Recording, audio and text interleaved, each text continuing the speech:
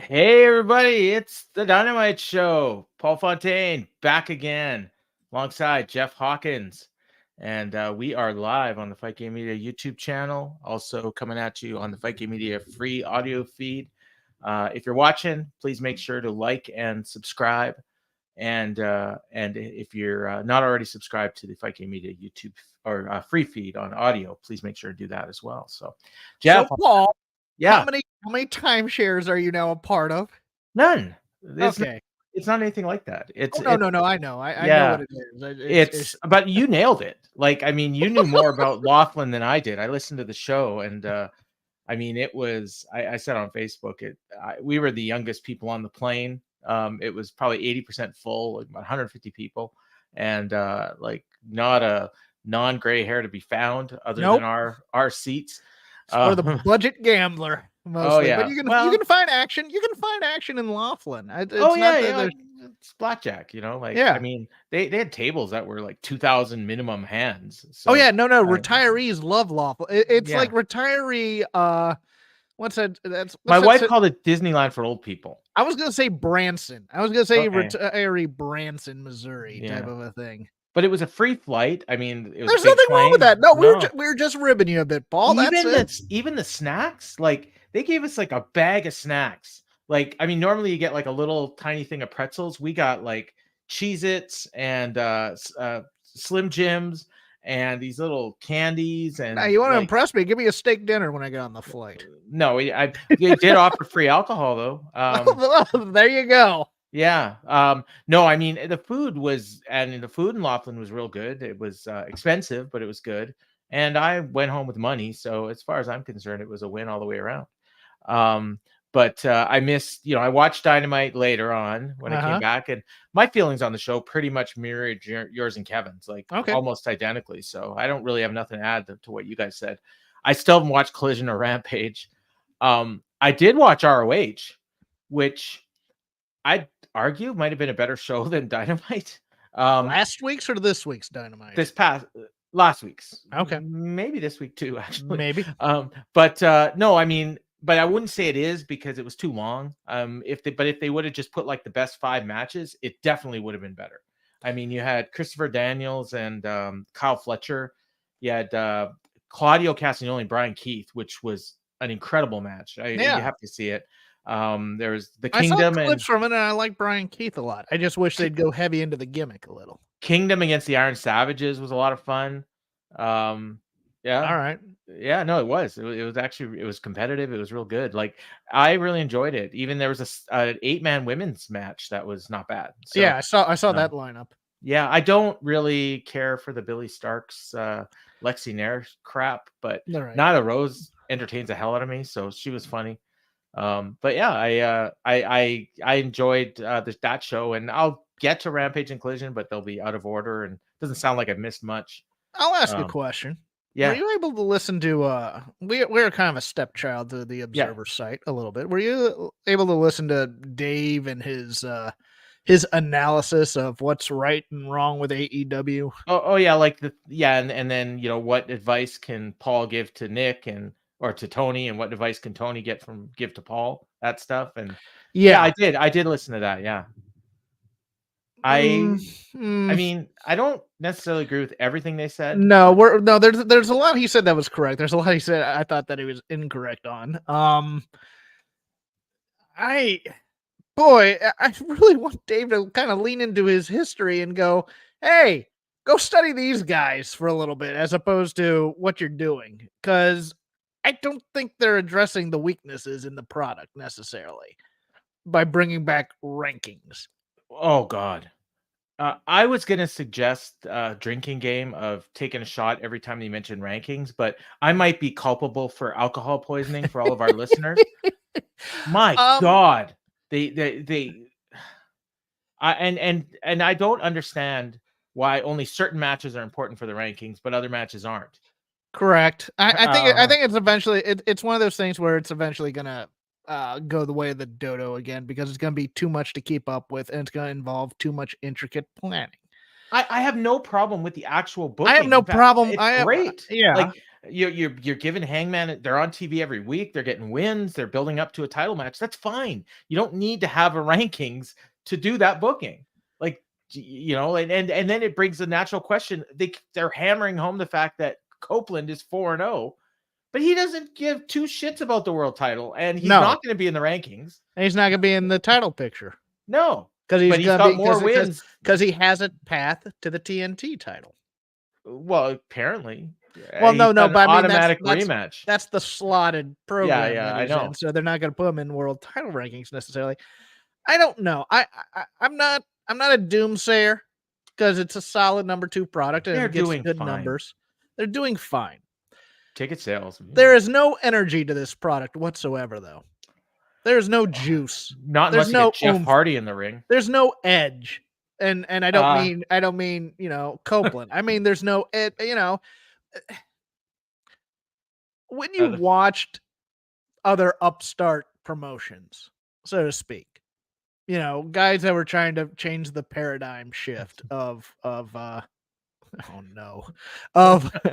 wrestling, there was a certain rebellious spirit to them that does not exist in this product at all.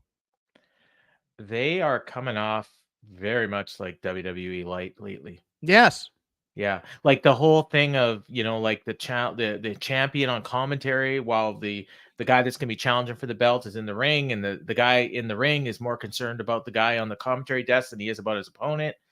And they're trying to tell us that it's an important match, even though one of the guys may as well not exist. Yes, because this is not important for him. He's got no chance of moving up the rankings, even though he's undefeated too, which they told us. The feuds. I mean, Hangman and Swerve has a certain animus, but at the same time, Swerve is also 2-0 against him, and basically winning and threatened his child. Yeah, I do. To be honest though, I do. Like, I still am interested in Hangman and Swerve, even though Hangman's lost twice. I think they've done a good job of rehabbing him, and he's changed his character a little bit, which I like. I like the new look. You compared him to Magnum. And you brought up Silas Young, I think, on the show last week. He's getting a little Silas Youngy. I'm seeing Ron Swanson, even in his voice. Like when he does a promo, he sounds like if he came out and eat steak and bacon wrapped shrimp, I'm here for this. Yeah, I mean he's a man's man. He's carnivore Hangman Adam Page. That's what I want. Yes. Yeah, and Swerve is Swerve. I mean, Paleo Page coming out. I don't get why Swerve has so much of a hard time putting away these old dudes from the 90s. But it's Jeff Hardy lost a match on Dynamite to Darby Allin, or on Rampage to Darby Allin, and is back on Dynamite fighting Swerve, a guy who's in an important match. Darby. An important match for the rankings. Yes. Yeah. So he'll probably be number 5. I don't know. But yeah, I had somebody come at me and go, is what happens over on Rampage part of canon? In terms of, they just explained that these were for the rankings. Why is Jeff Hardy in this situation then? Yeah, I think they are, and I mean Trent's a big star, isn't he? Why isn't his match with who did he fight today? I can't even remember. It was it was Trent and Wardlow. Right? Yeah. Why is Wardlow? Wardlow's unbeaten, isn't he?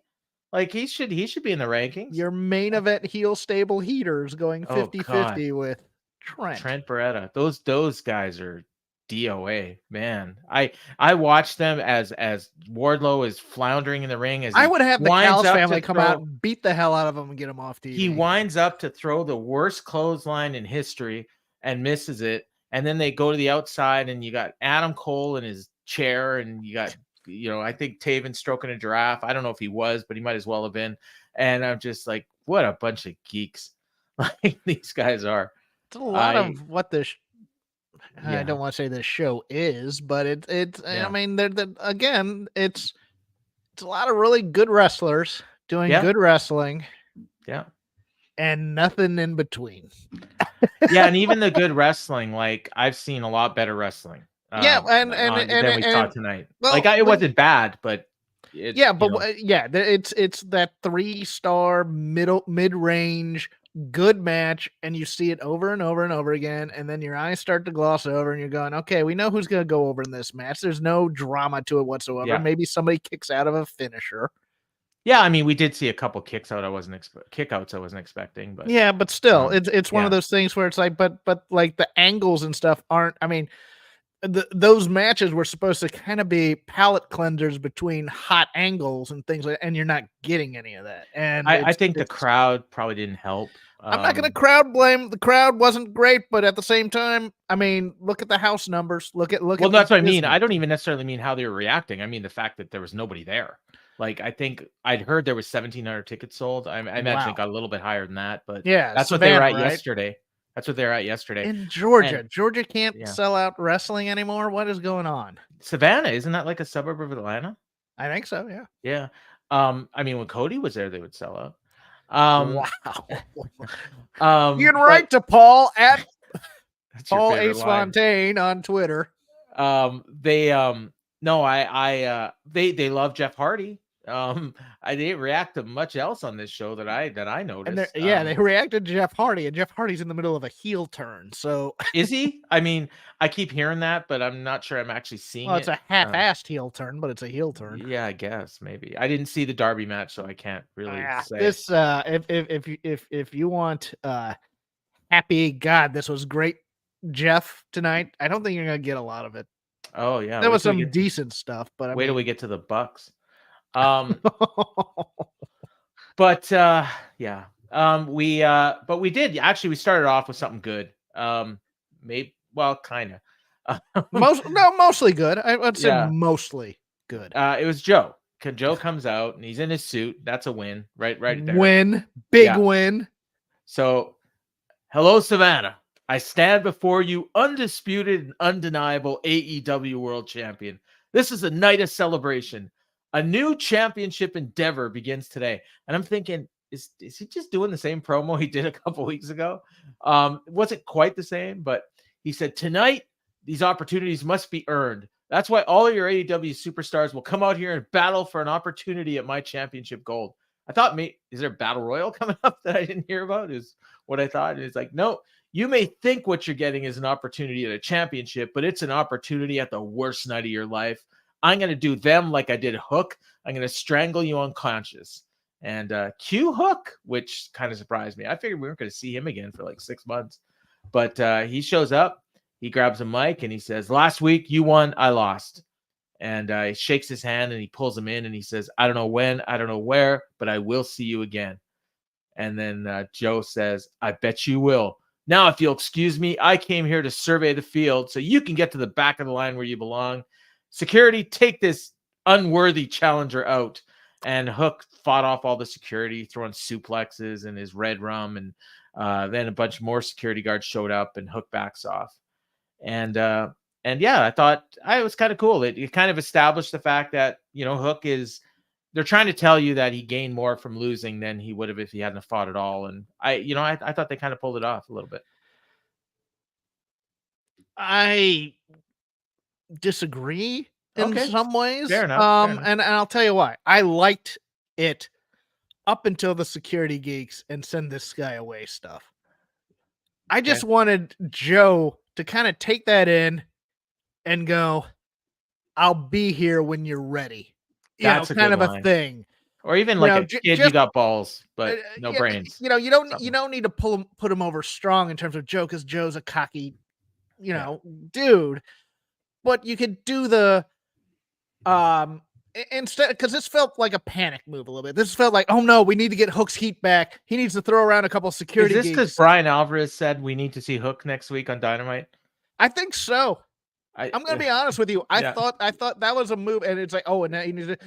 Instead, he needed to beat somebody in a match, maybe. But I liked the setup and everything. I just wanted Joe to kind of shake his hand and say, "Now get to the back of the line. Yeah. I'll be here when you work your way back up," or something like that. Yeah. Leave a little bit of mystery in there. Leave a little bit of, And then you can do the Hook Redemption tour, like You where can, but you don't have to. It's one of those yeah. things that's Well, it like, doesn't have to be like down your throat. Like it can be over 6 months or a year. or, Joe just looks at him and goes, someday, but Yeah. not yet.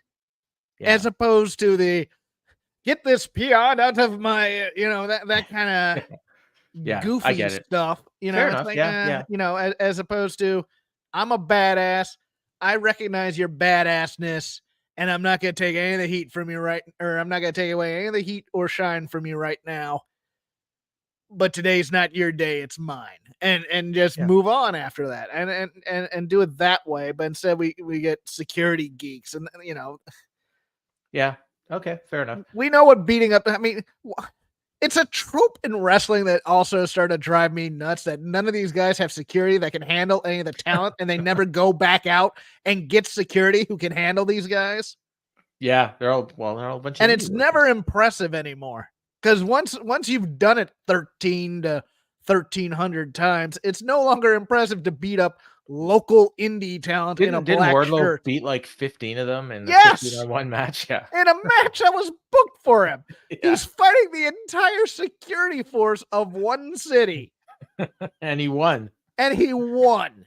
Yeah. That's the end of security as non-player characters in your professional wrestling television show. Or was it them or was it WWE where they were just this week where they didn't break up a thing and the announcer said, oh, they thought better of trying to break it was this up. New Day and Imperium. Oh yeah. Security was going to come out and break it up, but they were scared. It's like, they thought better of it. Have these people. Well, these guys should have done that. They wouldn't have got beat up by Hook. So yeah, Excalibur runs down the whole card, which I kind of liked. They showed graphics and they had everything ready. And then Joe sat down at commentary and but let me say this because I need to give Joe more flowers. Okay. Dude sets a vibe. Oh yeah. Of a show when he comes out like this and beginning like this. And you had the crowd that was hot, and the crowd was never hotter than this opening of the show. Not till Jeff Hardy came out.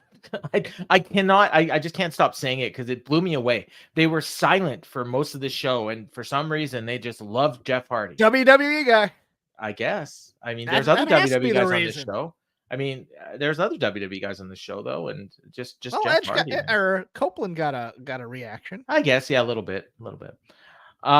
So he sits down, and the first thing he does was ask who raised that kid. And looks over at Taz, and I thought that was funny. Missed opportunity again. Yeah, a little bit. It was because Kevin and I were talking about this where Taz needed to lose his object, or was it Kevin or was it my other objectivity? Show with where he needed to lose his objectivity and start cheering for his son a little bit more. Yeah, I think Taz needed to kind of keep a little. I mean, we've now gotten to the phase of Taz where Taz is wacky, goofy Jones dude, But I digress, Jones. Yeah, that's Hookman Jones. He should have just said, "Don't start with me, Joe," and just kind of left that kind of lingering unsettledness and have Excalibur and Toni have to deal with it as we go into the match. Yeah, he'll be back, and when he does, he'll be ready.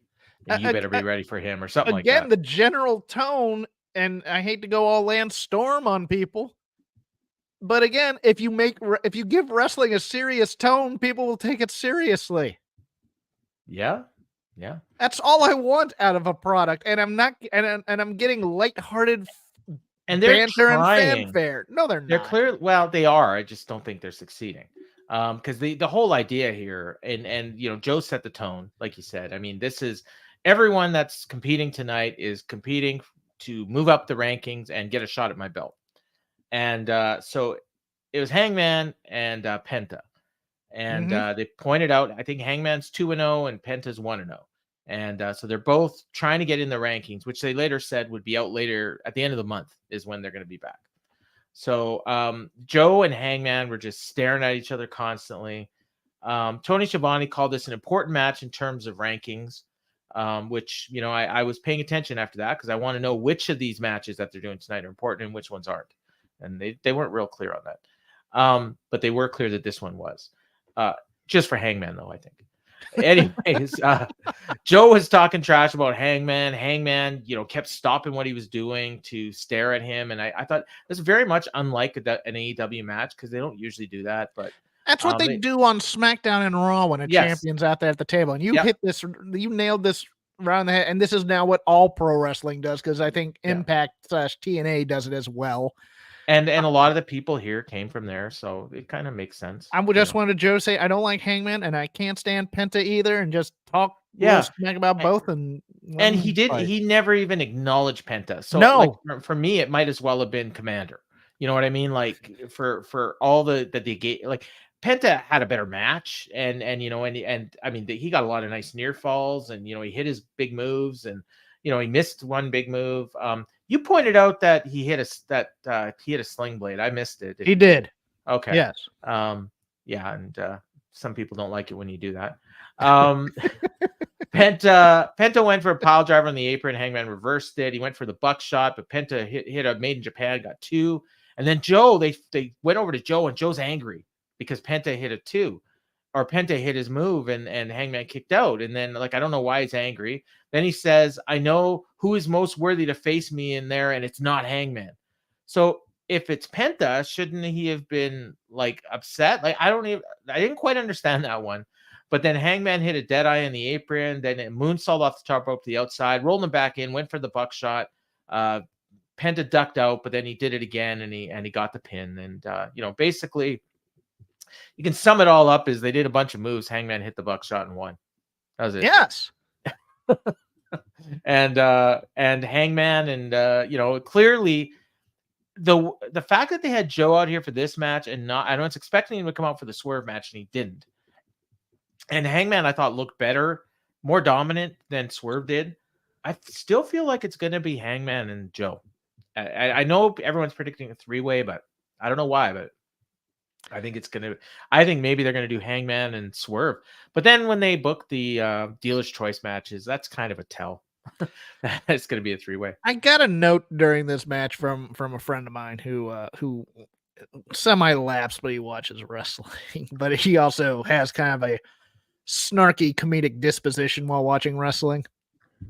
And during the mask biting spot, he's knitting a flag as angry. He's like, "Is Dean Malenko not back there anymore?" What?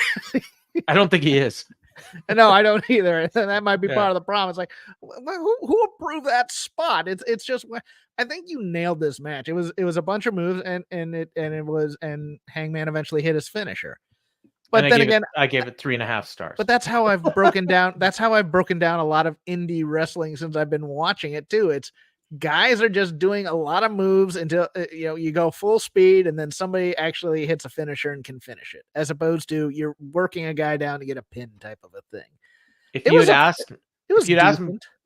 asked me before the show what this was going to be, I would say, they're probably going to go about 12 minutes. Penta's going to get a nice near fall, and Hangman will win with the buckshot. Yeah, it wasn't a squash. No, no. I mean, it was.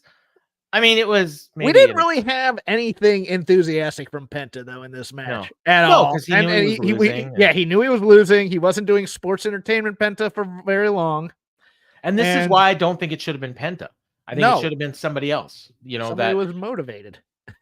Well, somebody that is not a guy that gets wins like ever, because Joe should have been more concerned about Penta than he was. In my opinion. Yes.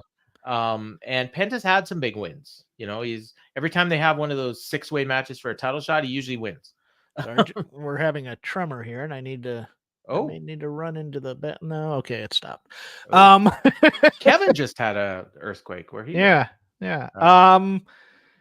I'll give you the number on that in a second. It's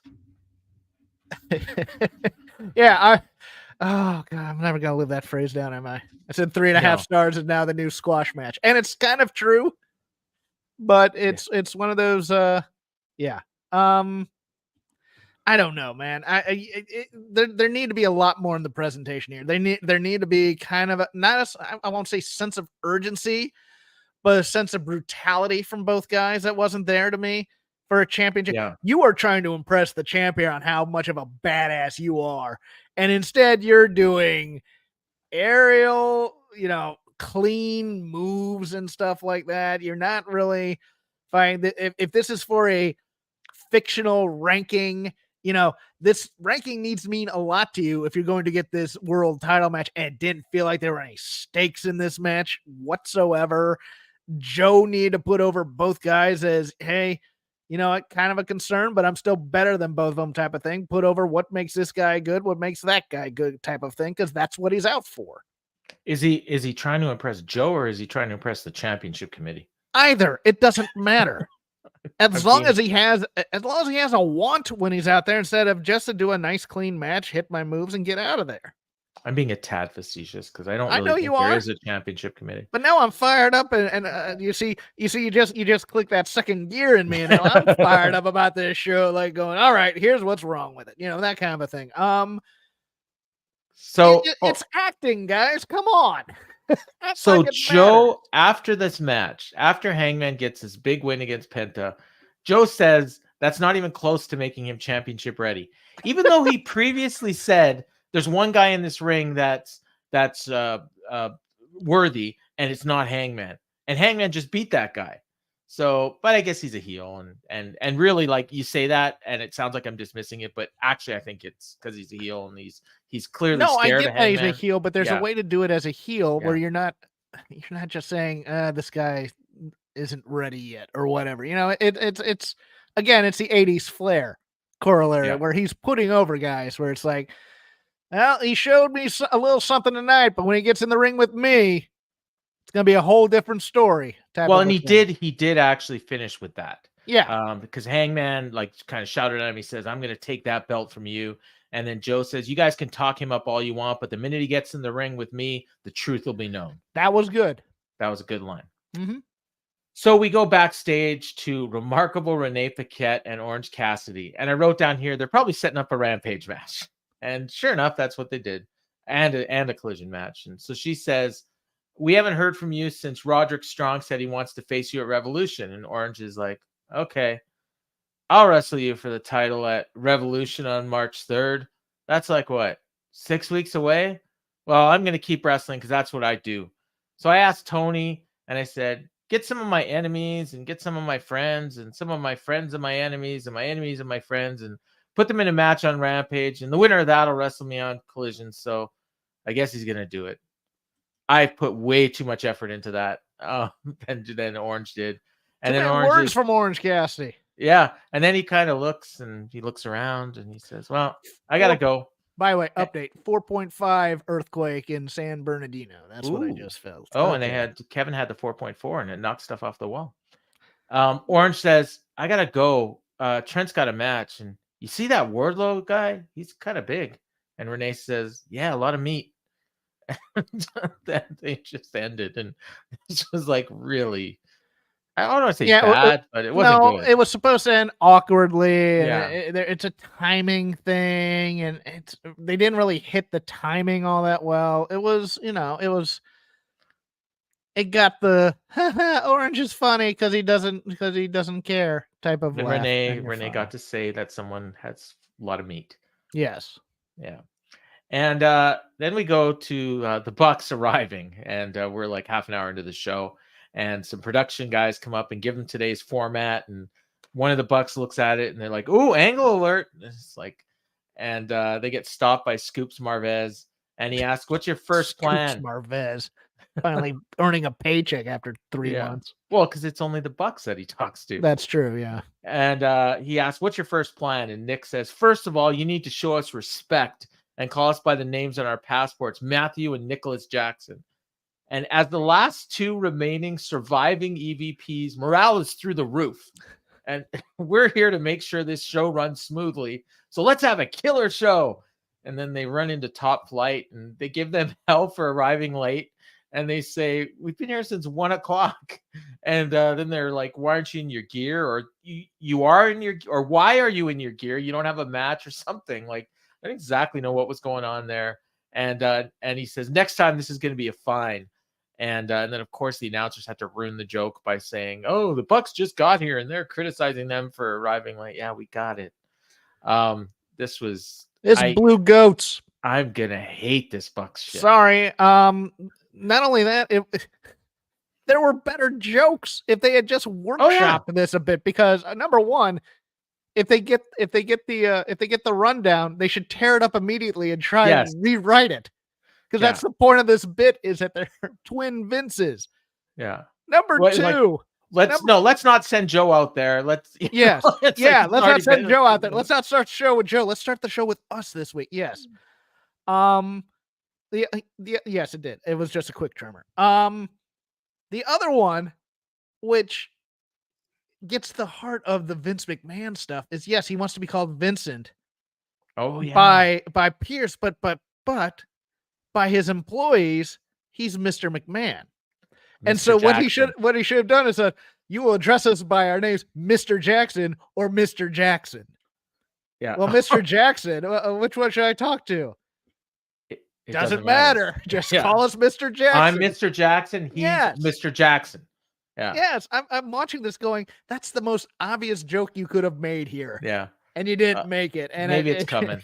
Hey, Mookie's got some comedy chops. He should be able to tell them. I don't think Mookie's allowed to give input comedically on some of this stuff, but because trust me, I've asked him, do they allow you with your comedy chops to actually? He's like, I'm not in that part of the business right now. I'm crunching numbers. I'm trying to figure out how to get more than 1,700 people in Savannah. Yeah. But this is again, it's just dipping the water into the meta stuff. Yeah. Instead of going hard into the absurd of the stuff. And I'm not sure like a lot of people are getting this at all. Well, I will say, when I watched Dynamite and they did that interview and they said there's a lot of rumors, I'm like, and that everyone's talking about, I had no idea what the hell they were talking about. Well, like, not a clue. I'm going to push back here, because what's going to happen is, there's a certain fan base in AEW that can make things make sense in their head. You need, and even people who don't follow this, that the Young Bucks are acting douchey. Yeah. And that's pretty much all you need. Yeah. But when it's us, the losers with podcasts, as they say, who deconstruct this stuff to its bare essence and stuff, that are ruining the fun of it because, hey, they're just being douches type of a thing. Yeah. When I can make them far more douchey. Call me. I'm a complete jerk in real life. Without having come to me. To go on the inside and all that stuff. Yeah. Ask price for flight. I'm an absolute terror to deal with in terms of my both tremendous ego and my ability to be douchey to people. Right, Paul? Yes, absolutely. We go next to Trent Barretta and Wardlow. And Wardlow had the Undisputed Kingdom with him. Adam Cole's in a chair at ringside. And Trent has his crew, Rocky and Orange Cassidy and Chucky T. And they had oh my God. This match was way more competitive than it needed to be. Dunk for what they were trying to accomplish. I don't think this was important for the rankings. They didn't tell us. So Wardlow won, but I don't think it matters. And they went through a break. Believe it or not, Wardlow did like a gun motion, and then he winded up for a lariat, and then he goes to throw it, and like it took him a week to do this lariat, and of course Trent dived up. Then Wardlow goes out of the ring, and Trent does a dive. Like I thought, like the way it looked is he was setting up to basically take out the whole kingdom, like because he's a big dude, and they were all in the same spot, and all he did was hit Wardlow, and he kind of bounced off him. Like Wardlow didn't catch him. He just kind of hit Wardlow and fell. And then like they were just on like different pages here. And then they go back into the ring. The ref was arguing with the Undisputed Kingdom, so that allowed Trent to get a chair. And I think it was a chair, yeah. And then and I don't think he used it, but then he hit a half and half suplex on Wardlow. Then he hit a tilt-a-whirl DDT, went for a pile driver, hit a pile driver, and Wardlow barely got his shoulder up. I'm like, what the hell am I watching? And that's when they focused on Cole, and he's just kind of looking at the screen, and like he didn't look worried, he didn't look like he cared. But then Trent did another dive, but Wardlow caught him. Power slammed him, draped him on the ropes, hit a knee, which is a new thing for him. It looked kind of good, actually. Like he put him kind of on the top rope, and he did like a high knee and just creamed him in the face. And then I wrote that he was going to do the Powerbomb Symphony, but he just picked him up and he held him up for a long time and then just threw him down, like one of the hardest power bombs you're ever going to see. And he got the pin. So it's a good finish, but the match itself was, yeah. He's the Sid Vicious when Sid Vicious joined the Horsemen. And he's having problems putting away Trent. Yeah. Also, I this is just an aesthetic thing, and I'm sure I'm gonna get a little pushback on this one, but I will. But I'll do it anyways. Don't care. The only time in recent history, I mean, we need to get rid of the stable wearing their own merchandise shirts trope, as opposed to guys actually hanging out who are an actual stable or allies or whatever trope, because it hasn't looked cool since the NWO. It looks dumb on these guys. Nothing about the Adam Cole's coming out on crutches, which makes him look weak as a leader, followed by 5 guys all wearing the Undisputed Kingdom t-shirts or what have you, which is a dumb name. And hey, they could have gotten it at the gift shop when they came in, like any other fan.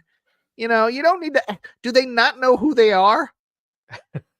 They want other people to know who they are. Does the band wear their own t-shirt? They don't. They dress as the band. Be the band. When you can, because I don't know the individual. Look, I'm not an ROH historian like you. I find Matt Taven and Mike Bennett to be vanilla as hell. Taven can be good, but Taven has some comedic chops and he likes to mug. I know he likes to mug because he mugs in all these comedic things, but it might show a little bit of personality to dress how the character Matt Taven would actually dress within this stable. Taven is like the wish version of Jay White. Well, I mean, even again, I'm bringing back Horseman as template because it's still one of the cooler things. I mean, I could do the Dangerous Alliance, but the Dangerous Alliance mostly just dressed in their gear when they came out for team promos or stuff. But the Horseman, Tully was always a little bit wish Ric Flair in a way, where Flair would have custom clothes and Tully had nice clothes, but they were like the high-end department store type suits or something to that effect. But he always tried to put it out there. Yeah, I would just, get rid of guys wearing your own t-shirts. Especially when you're a stable, it just looks dopey to me. Bring the giraffe back. He was holding a giraffe, I believe. I believe Taven was holding the giraffe. Now if the giraffe is wearing an Undisputed Now I said shirt, that he was, but I didn't see it. I was just trying to make a joke, but he very well might have been. Taven and Bennett are both like Paul Roma. Yes. Yes. Yeah, and Cole is very much we couldn't get Flair, so we got this guy. It's kind of trying to do Bret Hart in the Hart Foundation a little bit. There's no menace of him sitting there in that chair. No, even with Bret, you kind of figured Bret could probably still kick your ass. Yes. Cole, you're just thinking, oh, just please don't jump. Yeah. So after the match, the Undisputed Kingdom ran in to attack Trent, but the Best Friends chased them off. And then Orange Cassidy tried to console Trent, but Trent shoved him off. So a little bit of dissension there with those two, Orange and Trent. And Shivani said, now after the match, he said that getting a win against Trent Barretta is big and moves Wardlow up the rankings. So I threw my remote control at that line. We see Trent every week, and he wins about 50% of his matches. But don't tell me this is a big deal. Well, that's probably. I mean, honestly, he's probably in about the same spot on the card as Jeff Hardy. That's true too. Yes. Yeah. So, and who did Penta is probably a little bit further up, honestly, for Hangman, because I think he's been a champion before. Him and Phoenix won the tag belts, I believe, and I think they had the 6-man titles too. No, they wrestled the Elite for the belts, but they didn't win them. Yes. Yeah, that best of 7 series. Here's where they announced that Friday night on Collision, which is another show that's not doing very well in tickets, they booked Friday night on Rampage, you mean? Or no, Saturday on Collision. Saturday on Collision. Yes. Bryan Danielson and Yuji Nagata. What? And yeah. Yeah, no, I saw that, but it's what? Well, I mean, to me, it's like, I guess Danielson wanted that match, and I'm here for it. And FTR and House of Black, and I guess they're teaming with Garcia, which I didn't pick up here, but I picked it up later, in an escape the cage elimination match. So that'll be your 35-minute main event. You know what was great was the hard sell of the Yuji Nagata promo or highlight tape, because he hasn't been on AEW television in 2 years. Oh, they didn't do that. Yeah, I know. Oh, okay. Yeah, because he wrestled Eddie, right, at like All In 21 or something. Was either Eddie or did he? I thought he had like a Moxley match or something in there too. No, you're right. It was Moxley. It was it was Moxley. It was an All In match, I think. We're just booking things. The random generator has booked something, but we don't need to build it. It's lazy. I get it, but it still drives me nuts. Oh no, it was May 12th, 2021. So it was 2 years ago. Yeah, 3 years ago almost. Yeah. Oh, 3 years ago. Yeah. Holy shit, that's a long time ago. Mm-hmm. But everybody now remembers who Yuji Nagata is. Oh yeah, I'm sure they do. Has FTR been on every Collision versus a WWE pay-per-view? Probably, yeah. Probably, yeah. They're gonna get murdered. Oh, they're gonna get murdered. Yeah, you know that they're predicting that. I mean, it's in the afternoon, or I guess it's Sunday afternoon, but so that really has nothing to do with anything. But they're predicting that KC Chiefs and who are they? The Ravens. Playing? The Ravens. They're predicting $50 million for that game. Would not shock me. Yeah, I guess Taylor Swift effect, right?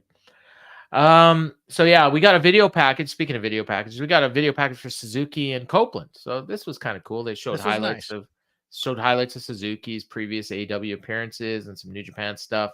Edge says, I started this Cope challenge to prove that I'm better than Christian. Now someone stepped up. So I guess the first two guys didn't matter. He gets goosebumps thinking about it. Ask any fan 5 years ago if they thought they'd see this match. And I'll do a sidebar. They probably would have said, who's Minoru Suzuki?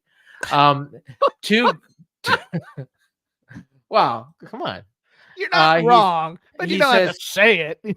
He says, 2 grizzly, gnarled, evil bastards.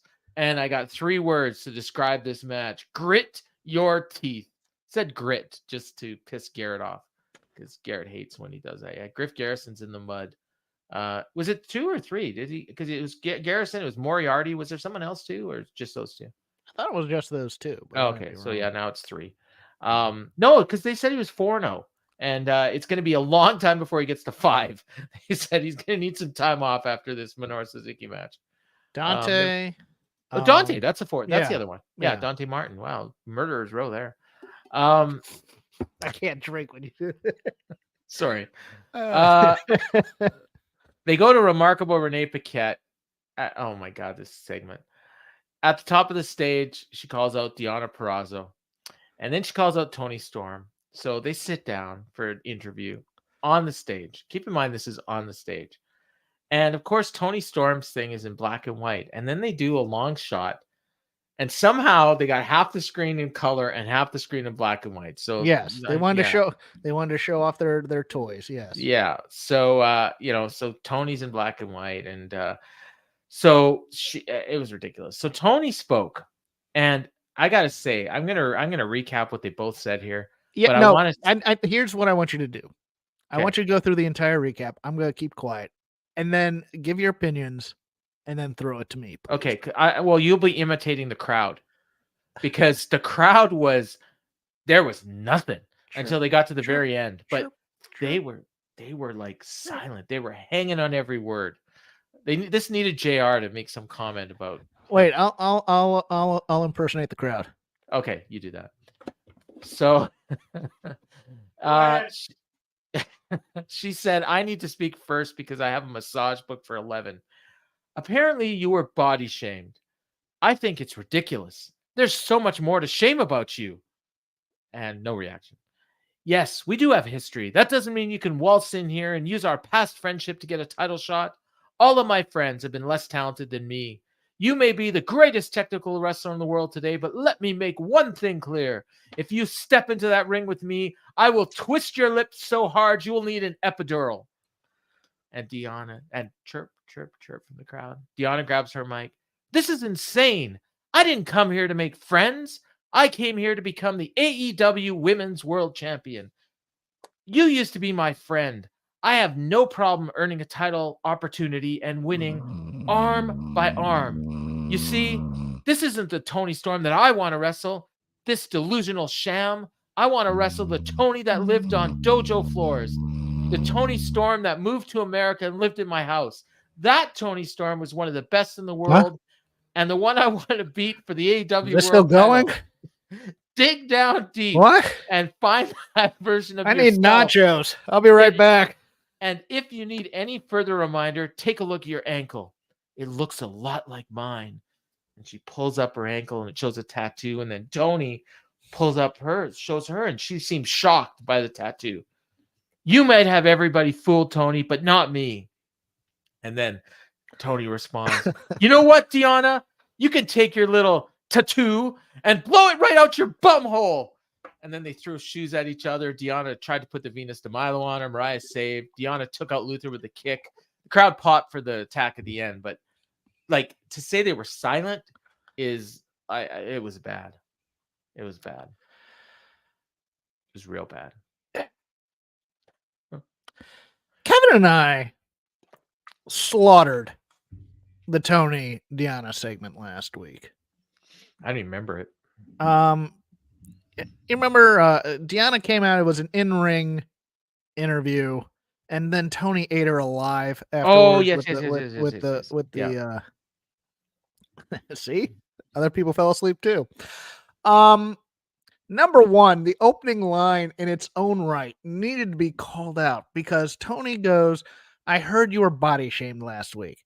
Now, she's referring to the Twitter controversy about people calling her fat. But last week on Dynamite, she called Deonna an overtanned hag. Yeah.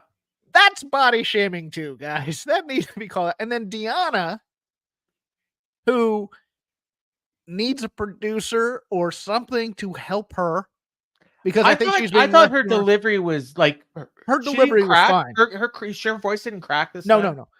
Her delivery was fine. Yeah. It has nothing to do with her performance. It has to do with her material because she cut the exact same promo she cut last week. You used to be my friend. Yeah, she went a little bit more into it, you know. She gave expository backstory, which nobody cares about because Toni Storm just clowned her last week. She should just be there. She shouldn't have even agreed to this sit down, to be honest with you, if the care, because she goes, this is insane. I'm going, then why are you there?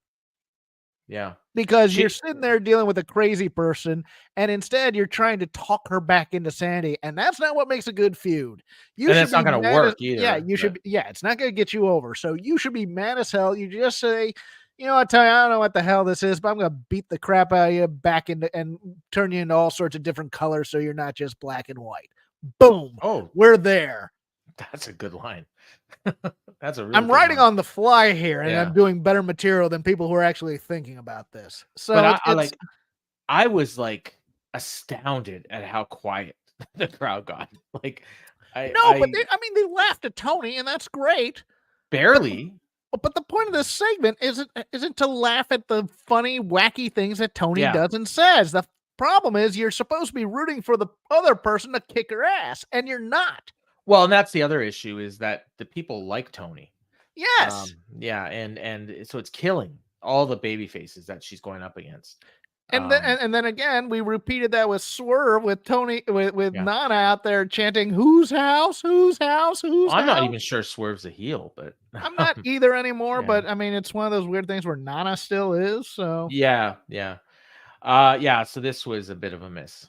I don't know that this can last till Revolution. I really don't. But we'll see. Yeah, and that's a good line too that Jason just put up. I thought I could talk you back to reality, but now I just want to beat you back to reality. Oh yeah, that's a good You know, hey, you're living in this dream world. I'm gonna wake you up on whatever day. Whatever. Any of these things. She is a delusional person, and you don't need to give in to her insanity. You just need to beat the crap out of her so she's Toni Storm again. But this was an intervention that I want my friend back. Oh, I've lost her. She's in the crevices of her mind, imagining she's a movie star. Just punch her. Just punch her, because that's all this is a sport about, is fighting for stuff. So yeah. I mean, there's also a completely other direction they could have gone. Forget the old friendship and just say, you know what? Like, I've been watching you from outside the company. That you're making this division a joke. I'm here to make it serious again. I'm going to kick your ass and take Wow. that Well, title. you can only do that promo if she's going to win. Right. Oh, you're right. Probably and won't. they're still playing with this Mariah May story in the background Yeah. for some reason. Well, So that's it's the other thing too. Like, the actual feud is Mariah May, and Yeah. we're just waiting to get there. So then for something completely different, we go to Moxley. I guess they went to commercial and they come back and it's just Moxley in the back. And he says, since you first heard the words Blackpool Combat Club, you know how many matches and championships we won? I don't keep track, but trust me, it's a lot. And he says, you know how many victory parties we've had? 0. We don't congratulate ourselves because we don't have time. There's always a bigger match around the corner. The commitment to be the best, the elite. The elite, that's in the name of the company. You know what that means? If you don't, look it up. A lot of people come here and think it's a party. Well, the party's over. I will maim, pulverize, and torture anyone who can't keep it up. I will give everyone of myself when I step in the ring this Friday night in Savannah, Georgia. I'll cut out my heart and bleed to death for what is supposed to be the best wrestling show in the world, and I'm going to do it each and every single time. Good Lord, Moxley. Like, I want Deonna Purrazzo to enter this promo and go, teach me your ways. He's in a different universe, Moxley, than like everyone else on this show. No, he's the guy that gets the tone of the show that's needed to make this company successful. Yes. He and Joe. You know what? Fire everybody except Joe and Moxley right now. And just make it 1 hour of Joe, 1 hour of Moxley. And it'll be a bigger hit than it is now. Joe Moxley should be the main event at Double or Nothing. Joe Moxley should be the main event every week. We should just have Joe and Moxley. And we build it for an hour and a half, and we give them a half hour to fight out. They bleed over each other, and they come back and do it next week. That's all I want out of this company right now. You know who he's going to rip out his heart and bleed against, though, on Rampage? Isn't it like Sean Dean or something? Or it's like guys? Sean Dean or something. Yeah, it's Lee Moriarty. Lee Moriarty might as well be Sean Dean. Yeah, it was in the general neighborhood of the captain and whatever that crew. You know what's funny is they've got all this footage now of Lee Moriarty losing to all these big stars. when he wrestled Copeland, they showed like a highlight video of Moriarty. Hey, look, if we had a territory system still, Lee Moriarty would have a hell of a highlight tape of him losing to a lot of guys that would really sell the bookers on bringing that kid in. Yeah. No, he's good. He's a good I like him a lot. It's just one of these things where it's like the Lees are going to lose for like 12 years, and then they're going to be in the late 30s, and it's going to be time to push the young guys, you know. And I guess Shane Taylor wrestled Moxley last week, right? That's what I was trying to think of Shane Taylor, and I couldn't think of that. Shane, I was laughing on the boom because James was talking about Shane Taylor constantly, and he was talking about Shane Taylor Productions over and over again. It's Shane Taylor Promotions. Promotions. Well, yeah. But I guess he's in it. Okay, cool. Yeah, because he was there's Lee and there's the other Lee. Yeah, there's like, I just know it's a young smaller black man. Why are Lee Johnson and Lee Moriarty? How have we not teamed these two up as the Lees? And that's it. Well, no, and Keith Lee. And Keith Lee.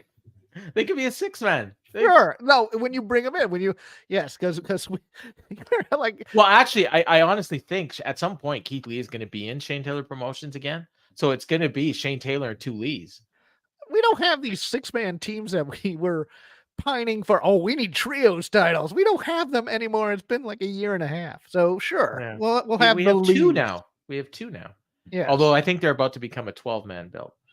I could be wrong. Oh no, but apparently you can lose the Ring of Honor 6-man titles and immediately get a 6-man match for the AEW World titles. Thank God for the rankings.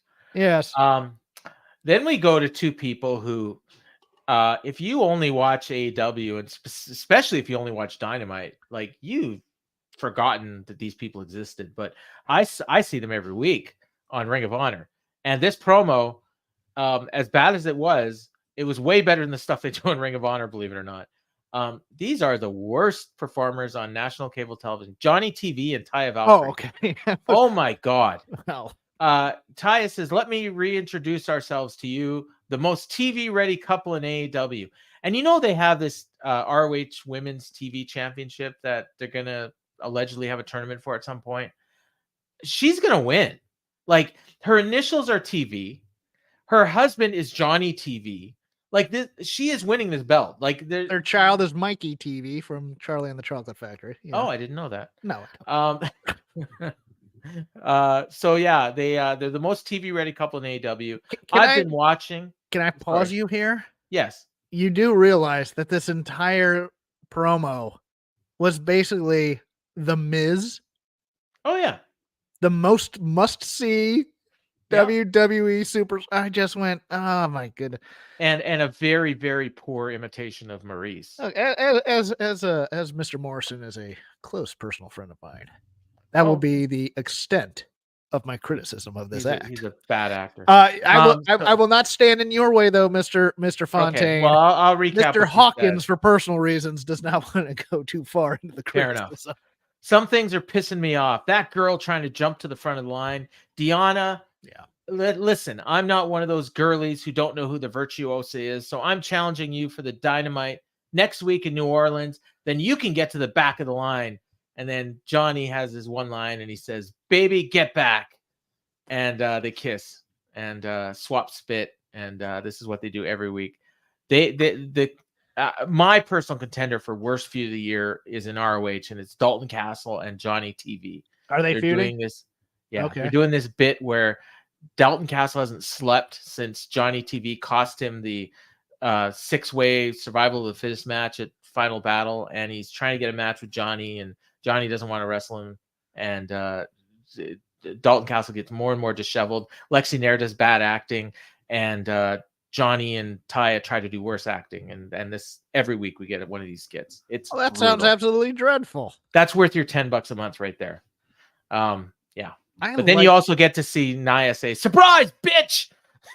No, the one with Athena in the ring I liked a lot when she first showed up and just beat the crap out of her. That's good Nyla right there. Nyla has good comic timing. Oh yeah.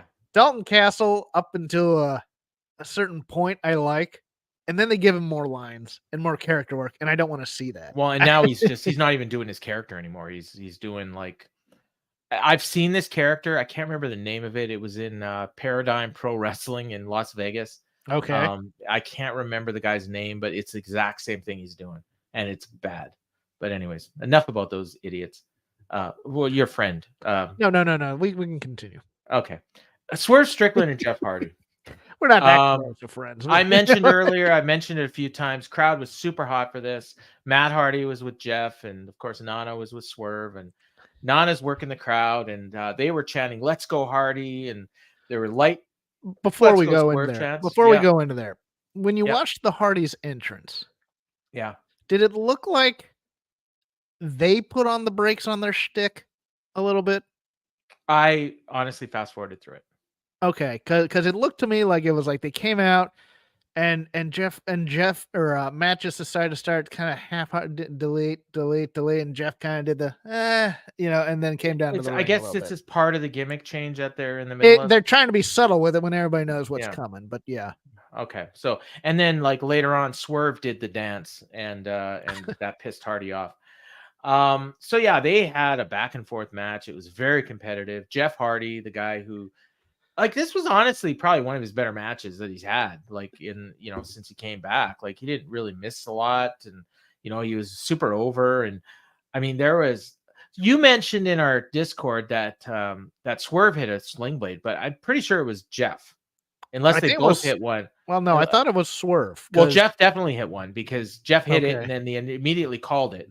Because then we got confused because I was kind of watching, and I was like, and that was when Tony said that looked like a sling, and then swallowed his words all of a sudden. It's like, Britt might be listening. But was it? I can't remember. I heard something that Sean Ron Sapp reported. Was it that or no? Let's just move on. All right. There's a lot of people use a sling blade. I think Minoru Suzuki uses a sling blade. Huh. Does he? No, it's it's Okada, right? Tanahashi uses a sling blade for sure. Yes, he does. Yeah. So that's the guy that's upset. He's probably gonna have a word with Jeff Hardy after the match. Mm-hmm. Mr. Tanahashi's gonna call him and bring him into the dojo for a beating. Anyways, so he took him down with a sling blade. And this is where Excalibur said that a win by Hardy over Swerve could turn his career around, as he's never won a belt in AEW. And that's Swerve ran Hardy into the turnbuckles right after that, fell to the outside, took him to the top of the ring steps. They fought on the ring steps, and then Hardy hit a twist of fate on the steps, and the crowd chanted, "Holy shit." Then he went for a swanton, but Swerve instead hit the house call. Jeff kicked out of the house call. Swerve did his WWE shocked face. Then Swerve went for the twist of fate. Hardy reversed into a backslide. Then he rolled him up for 2. Then he hit 3 jawbreakers. And then Swerve came back with a flatliner and a suplex. Then he went to the top and did the Swerve stomp and got the win. Like I said, the match was good. The crowd was hot. I guess Swerve moves up the rankings. That's it. Jeff Hardy's cooked. Okay. There's no other way to put it. You watch it and it's just slow motion Jeff Hardy, and it's kind of sure, sad. yeah. I mean, he hit everything, but yeah, or you know, and it's like, and it's also, you know, okay, we're gonna watch him do matches, but we're also gonna watch him do pratfalls, and it's like you watch every time. And I don't know if the woofing in media has been legit or part of the heel turn, but if there's some truth in it, and the Dudley boys are both kind of making allusions to wanting one match in AEW, and I don't want to see the senior set tables, ladders, and chairs match. I'm just saying that. I don't like the Hardy brothers teaming with Mark Briscoe, because Mark deserves better than that. Yeah. I just kind of think someone needs to take them aside and go, look, you guys are a great attraction. We'll put you on a pay-per-view a year on the undercard. We'll bring you back for a big pop. We'll build that match. Maybe win the ROH tag titles. And you can have the match, and we'll bring you in. But as weekly fixtures on this program, they got other guys. Let's build them. Dark Order, Top Flight, Private Party. I mean, the Guns. We haven't seen the Guns wrestle forever. Well, I guess they just won the 6-man belts, but yeah, Tony Nese and Josh Woods. Yes. Varsity athletes, right? Garrison and Carter. What about that rub that Copeland gave Griff Garrison a month ago? All the way back to ROH. Yeah. Where he's facing. He's not even on ROH. Well, no, he will be this week. I think on the tapings they're facing Willie Mack and I can't remember the part. Well, they're gonna lose that match. Yeah. This show actually did not get a very good rating on Cage Match so far, by the way. But Tony. Yeah, Tony's not gonna be happy about that. Yeah, so it was. I didn't really see that Jeff being all that bad in this. I was just kind of baffled watching the guy who's going to be challenging for the world title probably on the next pay-per-view being like super competitive with a dude that is 20 years past his prime. But yeah, and he shouldn't have been in a rankings match. It should have been somebody young and upcoming to try and put that over on commentary. This guy's trying to get into the top 10 of the championship thing, and this would be a nice showcase for him, win or lose. Or honestly, you could have done Swerve and Trent, and then you could have done Jeff Hardy against Wardlow. I wouldn't mind if Nick Wayne in this position. Oh, don't get me started on Nick Wayne. When I'm watching that match last week, and it was who did Edge wrestle last week? It was another senior citizen, wasn't it? It was no, that's Christian and Dustin. Christian and Dustin. Yeah. And Nick Wayne is on the outside, and I'm thinking, when have we last seen Nick Wayne wrestle? We have. And meanwhile, we got Dustin Rhodes out there every week. We got Jeff Hardy. We've got Adam Copeland, and Nick Wayne is twisting in the wind. But now he can be part of the Buck stable to get rid of all the old guys. Oh yeah, sure, yeah. Yeah, I don't know. A lot of people watching. Just want to remind you, hit that like and subscribe button if you haven't done already. It really helps us out, and gives us a little bit more what is it, exposure, and it doesn't cost you anything. So do that when you get a chance. So we've got right after this. Renee again. She's backstage with Hangman. And Hangman says, I'm 3-0 in 2024. Or she said, you're 3-0 in 2024. You should be pretty close to the top of the rankings when they drop at the end of the month.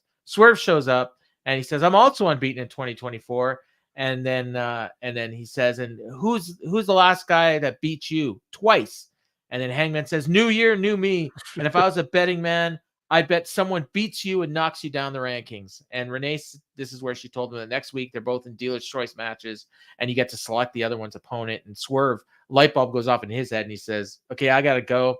And I guess he's gonna figure out who his opponent is. And he says, "You do the rest of the interview," and the interview's over. So nothing happened, but it's another WWE trope, but it works. So this was fine. It was fine. I'm just like new year, new me. That doesn't make it better. I beat you twice already. Well, the rankings reset at the beginning of the year. It's like college football. So, although college football, they're still based on the previous year, but yes. Yeah, but no, it's your rankings reset. Remember when MJF lost to Shawn Dean twice, and he was never going to be anywhere near the world title scene all year because he lost to Shawn Dean. Yes. And then of course he lost to Wardlow, took a break, and came back and won the world title. Okay, predict the matches for next week. Oh, that's a good one. So we're Hangman, probably Brian Cage. Yeah, it's such the immediate thing as we're gonna get Cage. Well, they've done this match before, and it's always great. Yeah, no, it's great, but they've done it 3 or 4 times already, I think, or twice, or I can't remember how many times. Because didn't Cage beat him at least once? Or am I misremembering? I think you're misremembering. Okay, that's fine. Who was it that Hangman consoled after their match last week? Was it Hook? Yes, yeah, it was, wasn't it? Yeah, could be Hook against. Nah, Swerve. I don't think so. No, because he'd lose, right? Yeah, it could be AR Fox. Probably, maybe. Yeah, that's a good one.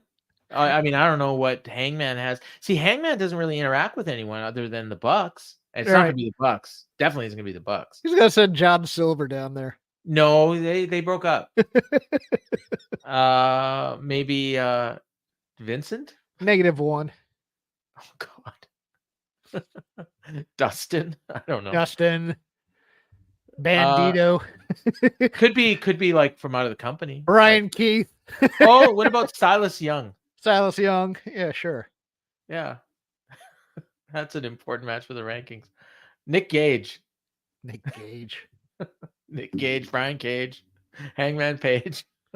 I don't know. Who do you think?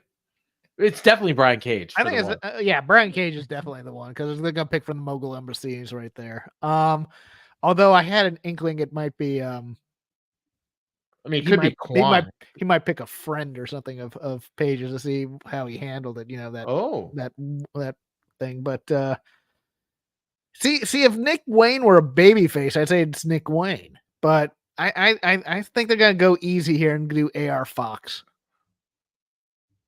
Okay. You know who it could be for Swerve is Lance Archer. That's true because they just turned him. Yeah, and he had issues with the Mogul Embassy. Oh, that's right. He had the fight with Cage. So yeah. Okay, no, that's it. I think you nailed it. Yeah. So Lance Archer and Brian Cage. We just booked it. Yes. Nick Wayne gets his revenge for the home invasion. Hey, I'm here for that. I don't think it'll happen, but I'd love to see it. You took me by surprise, but I think we might have nailed it there. I do too. Okay, Thunder Rosa and Red Velvet. This was the in-ring version of the interview segment from earlier. No, that's not fair because the crowd did seem to like Thunder Rosa, but this didn't get much heat at all. It was just a basic match. Red Velvet got a little bit of a fire-up spot in the middle, but I wrote down that they're moving in slow motion, and this only went maybe 6-7 minutes, but they kind of fell apart the last 2 minutes, and they were just like they couldn't figure out what was happening. And eventually, Rosa kept trying to go for this like pile driver kind of thing, and she was screaming something, but we couldn't hear it. And I think what she was screaming was Tijuana Bomb, which the announcers pointed out after she hit it what the move was, which is how she won. So she hit the I wrote down that it was something resembling Penta's pile driver, and she got the win, and she moves up the rankings as well. Yes, and Red Velvet was out there because she's a veteran mid-card presence. Yeah, unfortunately didn't click as a veteran mid-card presence should with Thunder Rosa. No. We'll probably get Queen Aminata next. I've seen more I Queen like Queen Aminata. I'm happy she's getting a shot, but I hate what they do this. I mean, it's the she got a little shine, so we're gonna beat her 3 more times in a match, and then she'll get a win over I think Layla Gray or something. I don't have my sheet in front of me, but I think there's like 4 different people that I've seen wrestle 5 times already this year. Yeah. And she's one of them. Mm-hmm. And I think that the 2 shows I haven't watched yet, Rampage and Collision, I think she might have been on both of them. So that'll bring it up to 7, which will be way ahead of everyone else. 7 matches, and we're in January 24th. So she's still doesn't have an all elite graphic, did she? I don't think so. No. Okay. A lot of those matches are in ROH too. So no, I know that, but there were rumors that she was signed. So she's probably on one of those tier A deals. That could be it. Yeah, like they Layla. showed the Savannah Bananas in the crowd forever. Like I think it was the whole team. Like they just kept cutting to different people and calling them the Savannah Bananas. And Taz was like ragging Shivani on it a bit. Like so, I know he used to do play-by-play for a sports team. Now I think the Savannah Bananas are a travel team that are kind of like the Globetrotters. Oh, okay. Basically, they do comedy spots and stuff in their games in minor leagues. I believe I'm correct on that. There's a team like that. Okay. And it sounds like the Savannah Bananas are that. So if somebody can hit the Google for me while I'm on the air here and let me know. You know what the best minor league sports team name is? They don't exist anymore, but was it like the Buttered Biscuits or something like that? Okay, they were a hockey team, and they were a team from Georgia as well. The Macon Whoopee. I'm out of here. I don't want to. I'm not even. I'm Jeff. I'm telling you the truth. I know. No. It's great. Yeah, it's a great name. It's such. Geez, I think it was the Atlanta Flames minor league team. Okay, that's Macon Whoopee. Yeah. Sure. Yeah. No, I'm dead serious. No, I believe you are because they do that kind of stuff. Yeah. They did a rundown here of upcoming stuff, and they got like full lineups for the next 2 shows, pretty much. Rampage, we got Lee Moriarty and John Moxley. Christopher Daniels against Konosuke Takeshita. Ruby Soho. I wrote down Ruby Soho versus Anna Jay. I feel like we've seen that match 100 times. And the freshly squeezed 4-way. Butcher, Kip Sabian, Commander, and your winner, El Hijo del Vikingo. I can't see that going any other way, to be honest. I suppose Commander could win, but now this is Butcher's year, man. 2024. The rankings are back, and a 4-way for a title shot. Butcher, Kip Sabian, Commander. They're all wrestling for this title shot. Thank God for the rankings. Collision, we're going to have Orange Cassidy against the winner of that match I just mentioned. Serena Deeb will be in action. Bryan Danielson against Yuji Nagata. Mariah May versus Lady Frost. And I had to do a double take. We got 2 women's matches announced for Collision. And it's a 2-hour show. And but then there's only been one show in AEW history that's had 2 women's matches on it. And the other one was a Rampage, which was only 1 hour. Seriously? It was just last month. Yeah. Huh. And FTR and Daniel Garcia against House of Black in an Escape the Cage elimination match. That's an amazing factoid, Paul. I didn't realize that. I thought we'd had. Well, and I'm talking TV. Like obviously, there's been pay-per-views that I think I was thinking we had at least one Dynamite with 2 women's matches on. No, I believe there was one time where there was a mixed tag and then another singles match, but that was like a couple of years ago. How is he this bad at booking the women's division when you only have 1 match a week? Because they only have 1 match a week. That's true. I think that's it. And then next week, Dynamite, Deonna Purrazzo and Taya, and Hangman and Swerve's Dealer Choices matches. So that is that. And Tony Schiavone was in the ring. And March 3rd is drawing near. And that's Revolution, of course. He brings out Sting and Darby. That's only like 6 weeks away. And they've sold so many tickets for that show. It's incredible. Like 16,000 or something. Yeah, they've expanded it. I mean, I thought about flying out there for that show. I think they're going to, like, if they open it up and they take away the stage, like, they may get 20 in there.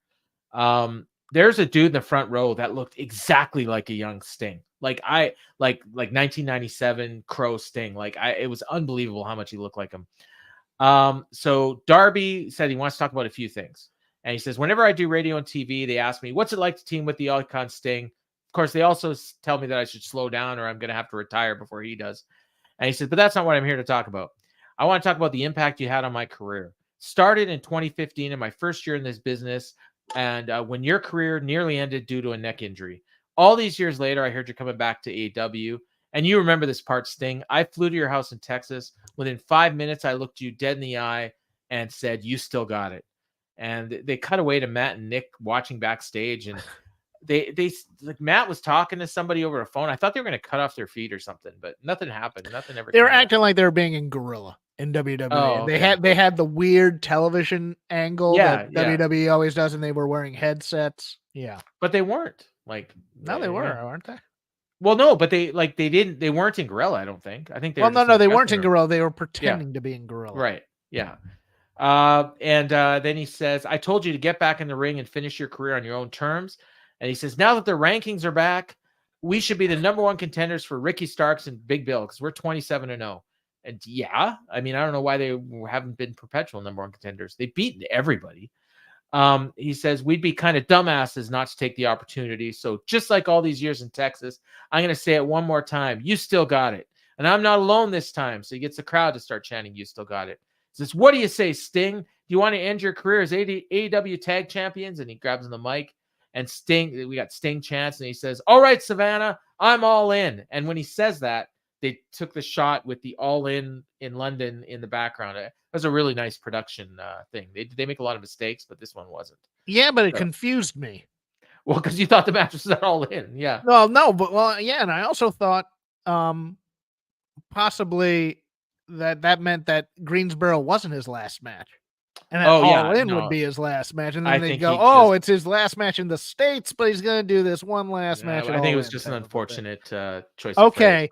But I was thinking about this throughout for the rest of the show and going, did they just renege on the promise of Sting's last match? I mean, I know Tony wanted him to do All In, but I don't think he's going to. We got a viewer / listener from Ireland. So hello, Dally Pool. What'd you think of this promo? I thought it was pretty good. I thought it was pretty good for him. Yeah. And you know what? And there was a comment that I missed, and I didn't even hear it until you guys were doing your recap last week that Darby had brought up the tag team titles. I just completely missed that when I was watching it. I had somebody DM me something, and I want to bring it up to you. Well, my thought was that Darby just thought the Bucks were the champions. Well, there's that.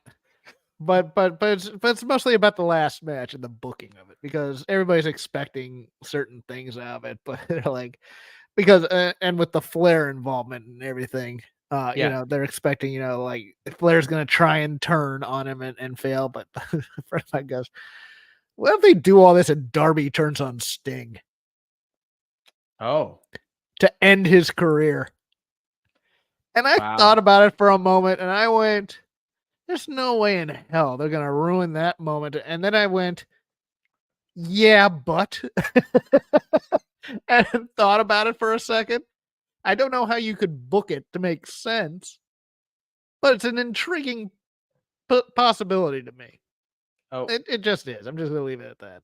Twan corrected me. There was one night where Jade Cargill beat somebody for the TBS belt, and then Serena D beat Katie Arquette in a 5-minute rookie challenge. So I stand corrected. So, oh yeah, and Dallypool points out that The Rock did that head of the table line, and he also did the All In line in a tweet or Instagram post. Yeah, so I think Darby's going to end up being Sting. Like, you know what I mean? Like, he's probably going to go his whole career and not turn heel. Like, we're going to forget that, you know, the minor spot where he joined the NWO and in TNA when he was part of the Millionaires Club. But you know, basically Darby's going to be Sting once Sting retires. I agree. I think that's I think Sting gives him the trench coat and the bat, and that's it. But let's get to the next promo. Yes, because I want to talk about the entire angle. So okay, all right. So Ricky and Bill, backstage, Yep. So Sting and Darby, thank you so much for finally having the respect to address us by name. Thank you for having the respect. This is Bill talking, for addressing us as the AEW Tag Team Champions. As far as your challenge goes, we accept your challenge. Ricky says, you started your career with me and a partner of mine. He's talking about Sting, and he's talking about his AEW career. And I think that was Powerhouse Hobbs. And he says, but me and the best partner I've ever had will be the end of you. You're not making it to Revolution, so just lay down so we can walk right over you and Darby Allin. Thought it was solid. This was perfect for what it should be. Yeah. It really was. They're losing. That's what I don't get here. Okay. Because to me, the move is Sting and Darby win the titles at his final match, and then they vacate them in a tournament for tag teams. But you let Sting go out on top. Darby has no use for these tag titles in any way. Mm-hmm. And then you move on from them, unless unless they're a tag team and Darby's just going to nail them with a title to lose it. It's one of those things. I agree with what you're saying about what's going to happen at Revolution. I just think they're going to go in as champions. But I think the reason is because there's a little bit of 3D chess going on, and people are going to think they're going to be more inclined to believe that the Bucks are going to win. Yes. If Sting and Darby are the champions going in, because they're overthinking this. Then. Yes, they are. Because I don't think this match needs the titles. But I also think that Tony wants to have Sting retire as a champion. Like, you had that one idea of him retiring as a TBS champ, and TNT, my guess is that, or TNT, yeah.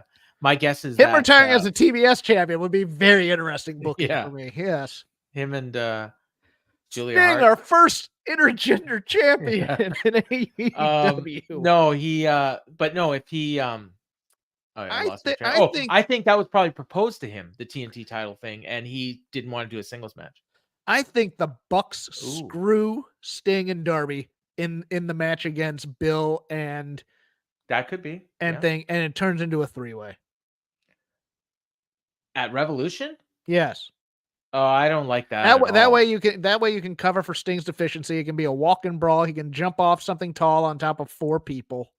Yeah, maybe. I just don't. It just feels that way. I don't understand the booking of giving them the titles going in. It does nothing for Sting and Darby. I will say that I think it's a great idea what they did, and they announced later that this match is going to happen 2 weeks in Phoenix. Yes, that is great. They're going to sell a lot of tickets for that because Sting's going for a title.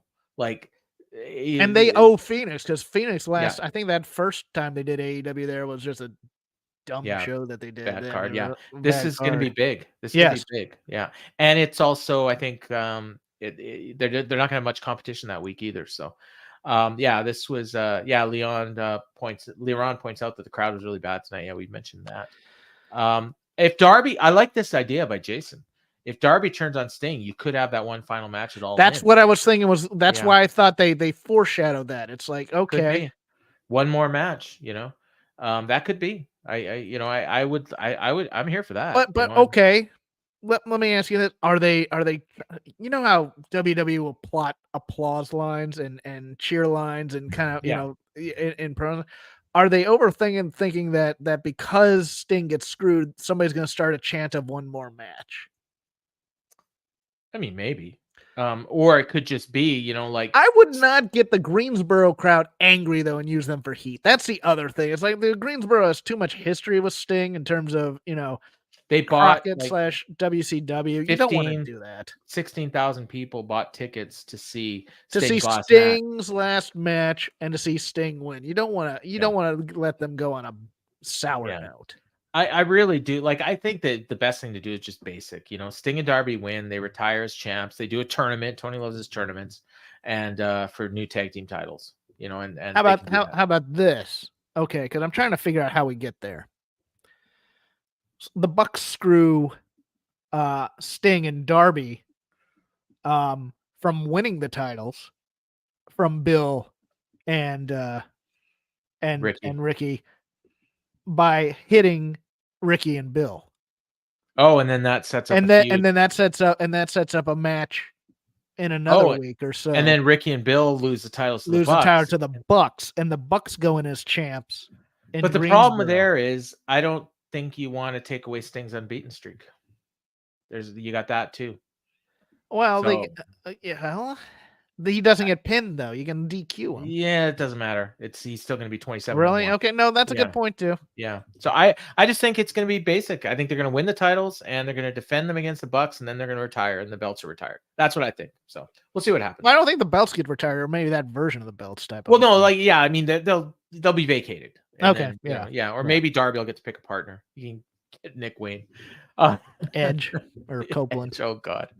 All right, Gates of and man, okay, this was over, and I'm like, how much time is left in the show? We still have 2 matches, and one of them is a title match, and we have the Gates of Agony and Brian Cage against the Acclaimed and Daddy Ass, and I'm not going to say too much about this match. The whole key to this match was it was basically it was a total 100% basic average match, and the Guns, so the Aubrey got distracted. Khan got a chair and he was about to hit Billy Gunn, but it took forever.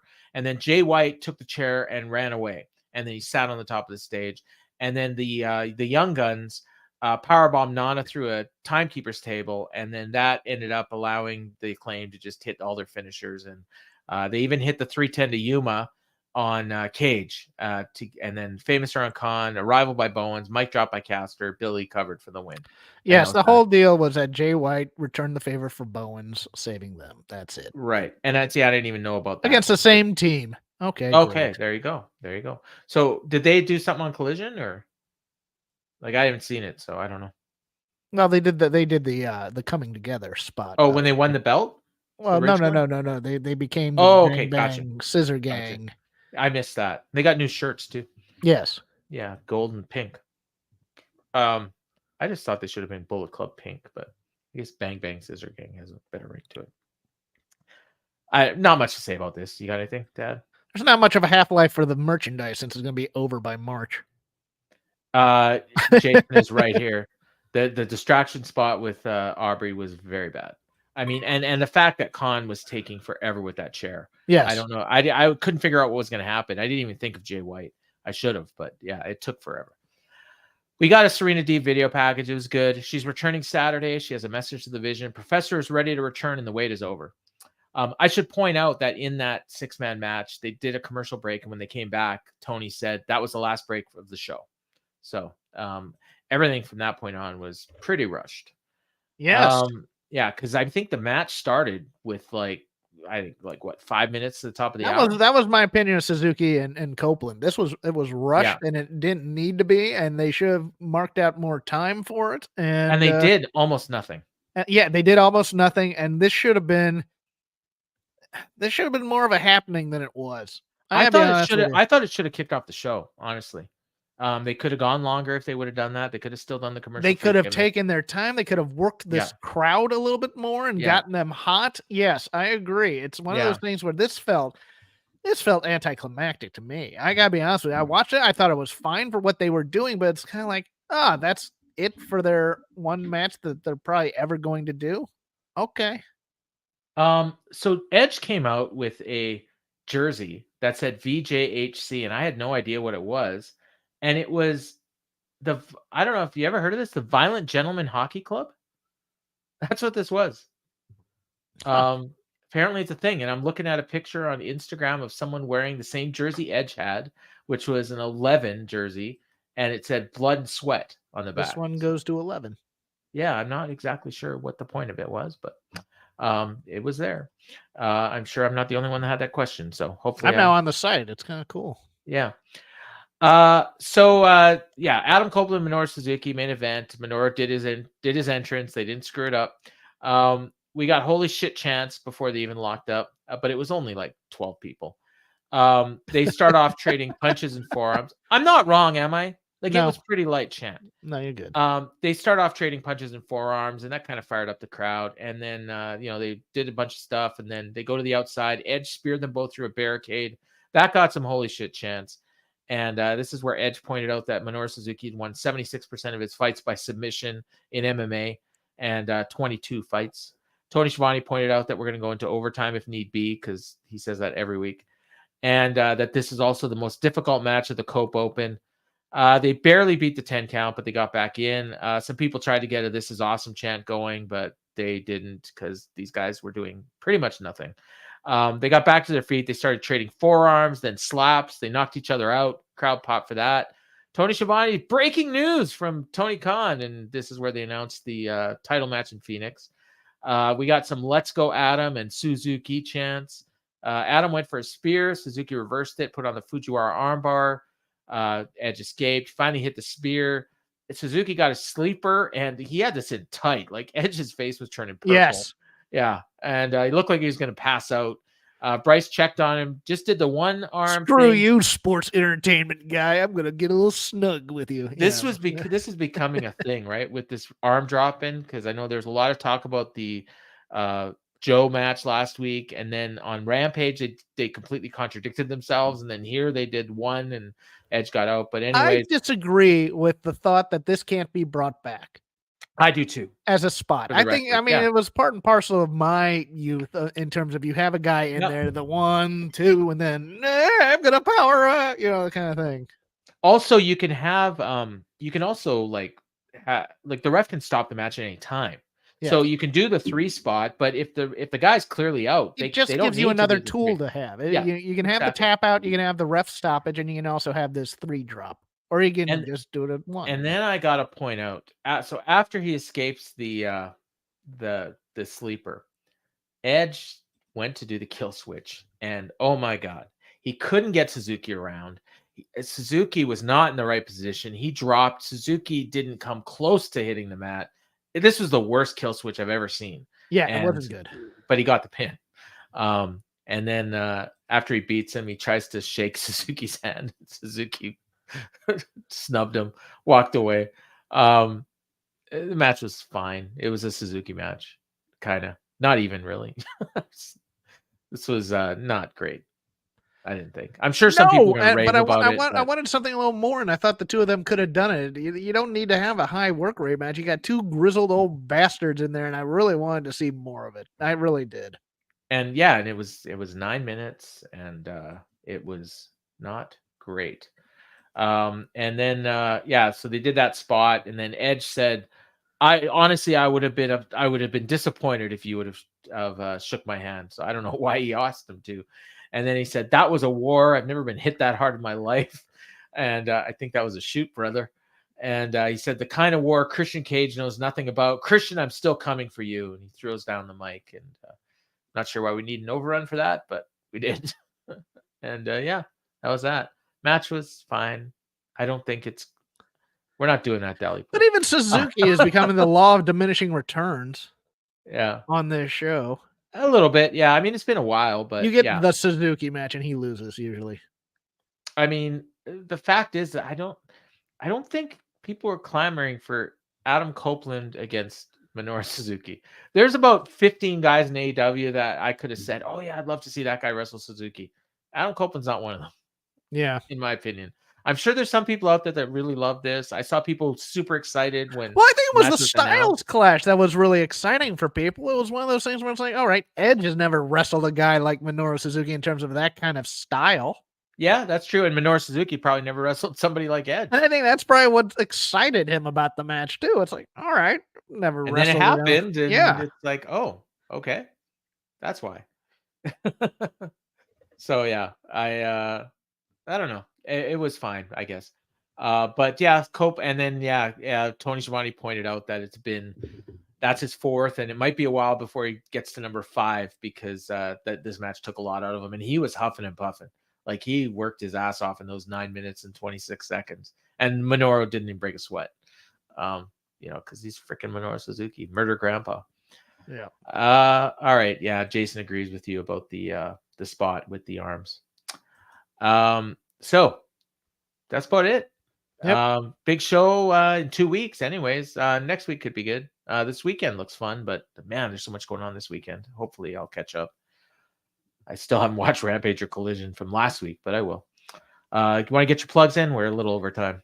Sure. I forgot to ask Garrett if we could do an overrun. We'll just do 2 hours like the other show. Shake Them Ropes this week turns 10 years old. So I hope to have original host Rob McCarran back for a short spell before going with Chris about it's Royal Rumble week. It's the start of the hot period of WWE between now and Mania. And Royal Rumble is very, very interesting this year for a number of reasons.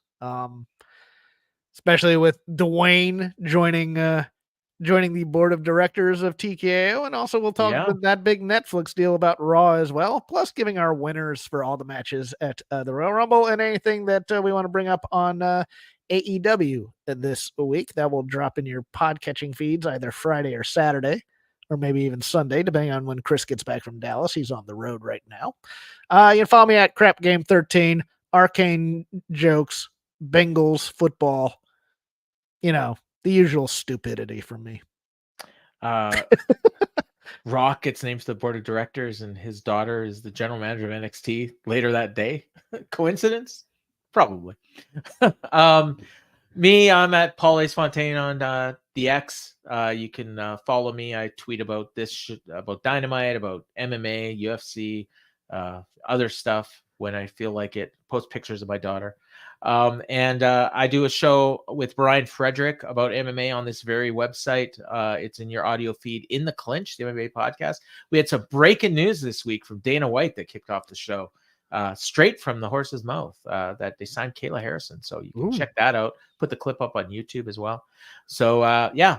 So for Jeff Hawkins, I've been Paul Fontaine, and this has been the Dynamite Show. Later.